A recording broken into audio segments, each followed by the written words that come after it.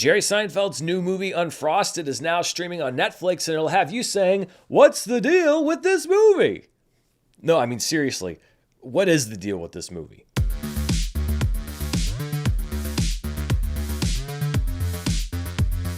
Hello everybody, I am Dan Murrell here with my review of Unfrosted. I also have another review, by the way, of the Amazon Prime original streaming movie The Idea of You that I'm releasing simultaneously. So after this one is done, you can hop over and see that one. But before we do that, let's talk about Unfrosted, which is Jerry Seinfeld's second movie as writer and star after 2007's B Movie and his first movie as director. The screenplay was co-written with the B Movie writing team of Spike Feresten, Andy Robin, and Barry Marder.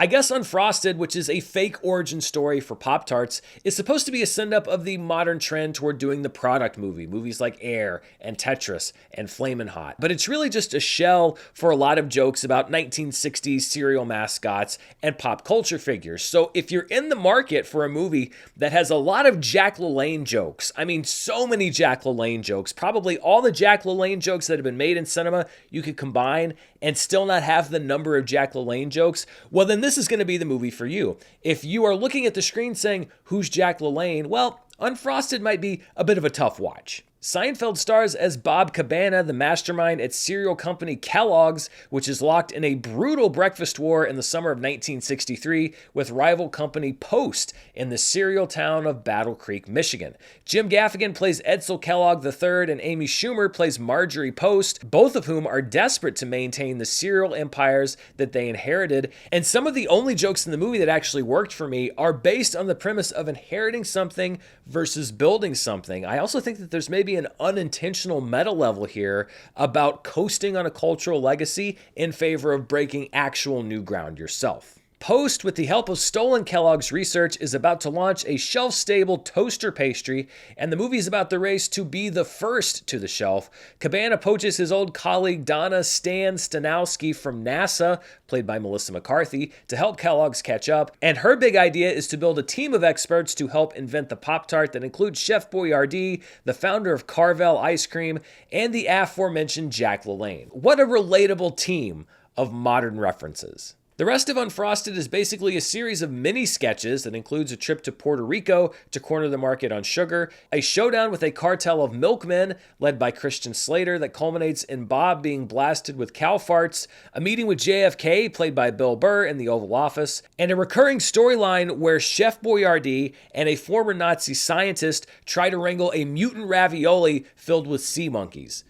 That's not a joke. That's an actual storyline in the movie, and it's both more and less surreal than it sounds. I'm all for absurdism in movies if Unfrosted had decided to go the hot rod Lonely Island route, but that's not really what's happening here. There are a few absurd jokes, but mostly it's just a bunch of, I hate to say it, boomer bait pop culture characters and other characters that are delivering stale punchlines as if nobody had ever heard them before. When you look at the cast of this movie, some of them are listed, some of them are surprise cameos. I actually can't think of a ratio where the number of funny people to the number of funny jokes was so out of proportion. Seinfeld, the sitcom, was incredibly popular back in the 1990s, and justifiably so, and remains popular, but Jerry Seinfeld, the comedian, was never really breaking a whole lot of new ground. He wasn't exactly Andy Kaufman out there pushing the boundaries of stand-up comedy, and that comedy hasn't really aged along with the rest of the world. I think that Unfrosted might have been one of the funnier movies of 1994, but in 2024, it feels more than a little stale. Now, there are some attempts at making modern references, including the exhumation of two characters from a very beloved TV show of the 21st century. And 9 times out of 10, I would have been delighted by seeing these characters return. But in this movie, it just left me shaking my head. I mean, it'd be like if Robert Downey Jr. reprised Iron Man in one of those Meet the Spartan type parody films. It's like, well, yeah, I love the actor and I love the character, but not like this.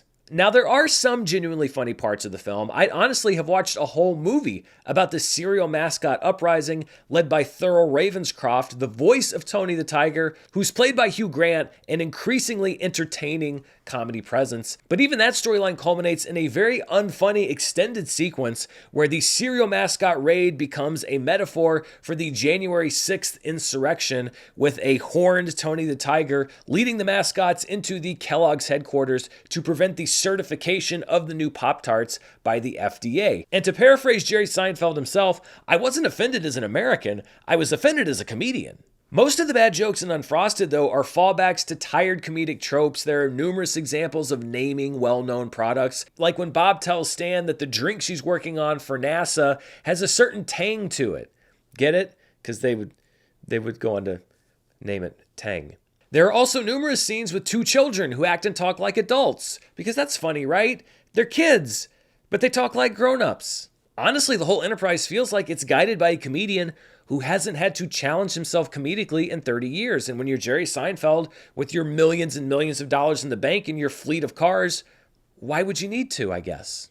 Now, in the lead up to Unfrosted, Seinfeld has made headlines not for the movie, but for comments about the quote extreme left and PC crap ruining comedy, bemoaning that you can't turn on the TV and find the great shows you used to see because they've all been wokeified to death. First of all, I don't think that's true. Jerry Seinfeld just made an appearance on a show, Larry David's Curb Your Enthusiasm, his partner in creating Seinfeld, that is the prime example of a show that, quote, you couldn't make today. Comedy has been inciting controversy and discussion and people saying, hey, you can't say that, from Lenny Bruce to George Carlin to Seinfeld the sitcom. I remember when they killed off George's fiancée Susan, there was a huge outcry from people that said that they'd gone too far. Now, in today's culture, the voices of dissent are easier to hear because of social media, but this whole idea of discussing what's too far and what's not too far is nothing new. But part of me also wonders if this is a sign that Seinfeld is beginning to realize that comedy has simply moved on without him. He used to be at the cutting edge, but Unfrosted demonstrates to me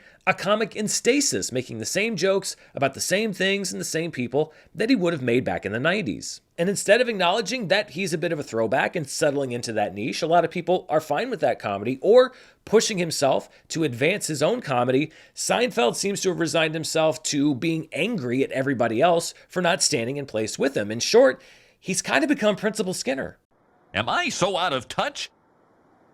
No, it's the children who are wrong. Now, there's also a possibility that perhaps Seinfeld suspected that the movie wasn't going to be well received by critics, and so decided to put the woke critics on blast to deflect that negative criticism. But that would be a very Newman move, so I'm going to go ahead and move past that. Unfrosted is full of so many people that I like so much that I feel like I should have liked it just based on goodwill alone, but the bulk of the humor absolutely didn't work for me, from the ancient cultural references to the predictable punchlines to the end credits, which forced the entire cast, most of whom don't really seem that into it, to dance to an original song performed by Meghan Trainor and Jimmy Fallon with 8 credited songwriters. It's like having a hype man at a funeral, which, by the way, they do have a funeral in this movie, including full cereal honors, which consists of pouring milk and cereal into the grave until the casket floats. Ha.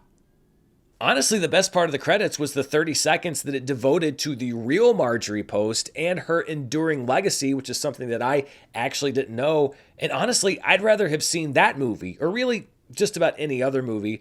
I'm not going to give this a stay away rating because it did have some jokes, a few jokes that made me laugh, and it was nice to see a lot of faces that I enjoy in comedy. But Unfrosted lands solidly in the not a fan category for me. I think it's another miss from Netflix, although you never know, there may be an audience for it out there. So what do you think? Are you going to be checking out this faux Pop-Tarts origin story on Netflix? Let me know down in the comments below. And as always, stay tuned right here for more movie news, reviews, box office, and more. Until next time, stay safe, and I'll see you then.